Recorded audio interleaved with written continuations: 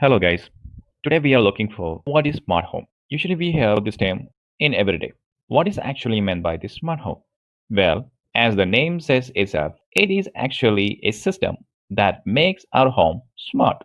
Like suppose you are going out or you are within your house and you want to turn on your systems. Maybe a music system or maybe your AC or even simply a fan or a light. In a conventional home system, what you have to do is you have to turn it on manually by turning on a conventional switch. But if you're using a smart home system, you don't have to use these physical switches, but you can operate all your systems from your mobile application. How does that sound? Pretty good, huh? That is actually the smart home system does for us.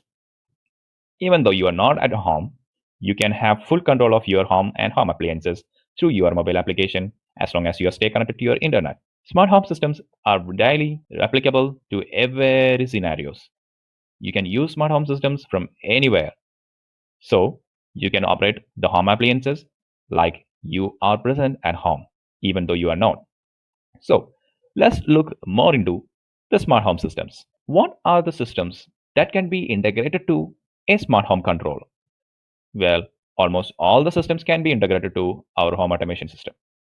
For example, if you are using a surveillance system like CCTV or IP camera, then you can add those systems to your home automation system so that you can monitor or you can have the live feed of your home premises all the time, even though you are not present at home.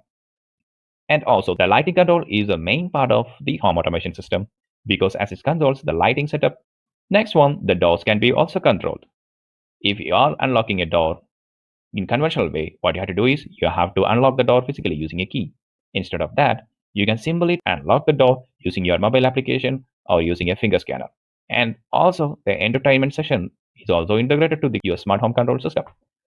If you set a mood in your smart home controller and there is a playlist associated to that particular mood, and you are assigned a particular time interval for that mood, then those playlists for that mood time will be executed automatically. And the next thing is the energy management.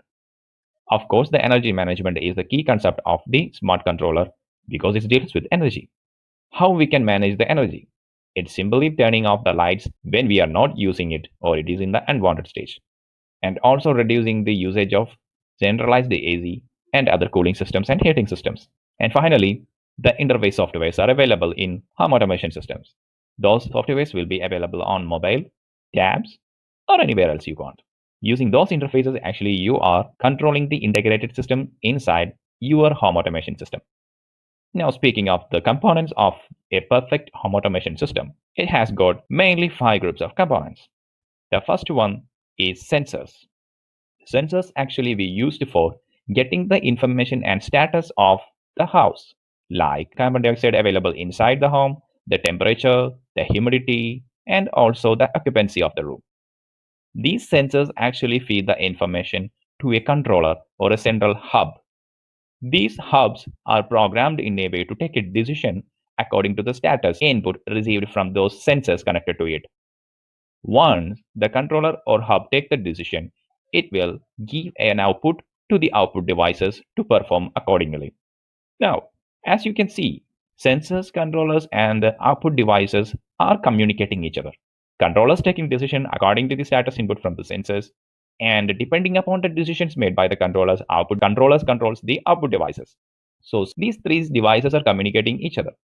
So definitely we need to employ a certain protocol for this kind of communication. So protocols are very important in smart home systems since a better protocol can facilitate a better implementation of smart home systems. Selection of a protocol is a key aspect of any smart home systems. We have several protocols used here like KNX, Zigbee, Z-Wave, Wi-Fi, Bluetooth, and we will discuss about it sure later. So next one is our interface.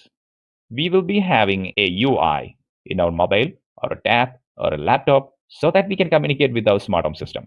These UIs actually communicate into our central controller or hub through API, application programming interface, and depends upon the status of the controls received from our mobile devices. The controller takes the decision and also sends back the feedback to the mobile software.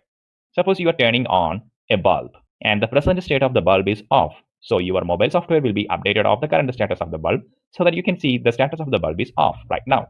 Once you press the on button for the particular bulb, the information, the control signal for turning on that particular bulb will be sent to the controller, and the controller will take the decision to turn on that particular bulb, and it will send the signal to the actuator controlling the bulb, and thereby the bulb turn on. Once the bulb turn on, the hub will be sending an acknowledgement signal back to our mobile device software, so that now at your mobile on the software the status of that bulb will be on.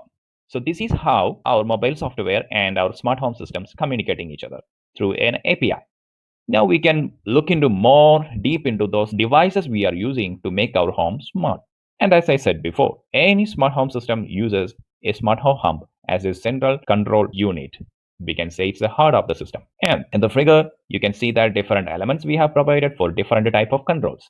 We can have lighting controls or music controls. Special thermostats can be used for temperature monitoring and control. Then blinds can be controlled so that we can control always the light present inside the room, and blinds won't be open unless and until someone present inside the room. And the presence of a person inside the room can be monitored using motion sensors and occupancy sensors. From the term itself, we can see that those systems, those detectors will present the presence of a human or any other animal. But there is a particular difference between these two sensors. Motion sensors will only detect a movement inside the premise or inside the room, whereas occupancy sensors detects the presence of a human even though the human is not moving. That is the difference between motion sensor and an occupancy sensor. Now we can have smart switches also. If you are using a smart home system, that means you don't have to use any physical switches. Still, you can have your smart switches to control the devices. Now, we also can use voice controls interfaced with our smart home so that we can control our devices and our appliances through our voice, like Amazon Echo, Google smart home devices, Apple smart home devices. But you just have to be very careful selecting these voice control devices because those voice control devices should be supported with our smart home system. As I said before, always the protocol matters. Now, finally, we can design our mobile application. This mobile application will help us to control all the devices in our home from wherever you are over the internet. As we said, it is actually communicating through an API built inside this hub. So these all systems coordinated by this hub makes a perfect smart home. Now, moving on to the protocol comparison side.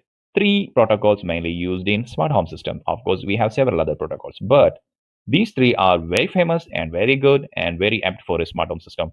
Depends upon particular qualities. Those qualities we will cover now.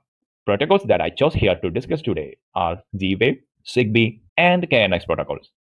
Z-Wave is the lowest bandwidth protocol. That means it communicates 8-bit information to turn or off a light or any other devices.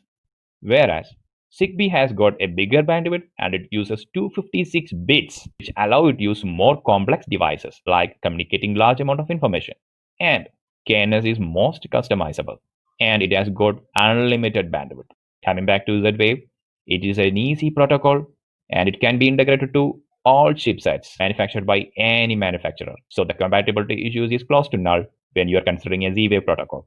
While in the Zigbee protocol, unlike Z-Wave, Zigbee is expensive protocol and it is more difficult to manage and integrate when considering to a Z-Wave protocol. When we come to the KNX side, it requires always a custom programming. It has got a programming tool. It is called ETL software. Only using that custom programming, we can program any device coming under KNX. KNX is more like a distributed intelligent system.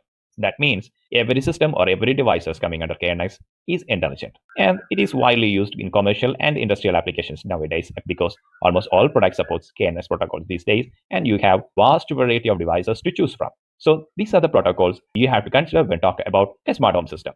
So I hope you have got a basic idea of a smart home system and how it works, and you know how we make a smart home smart.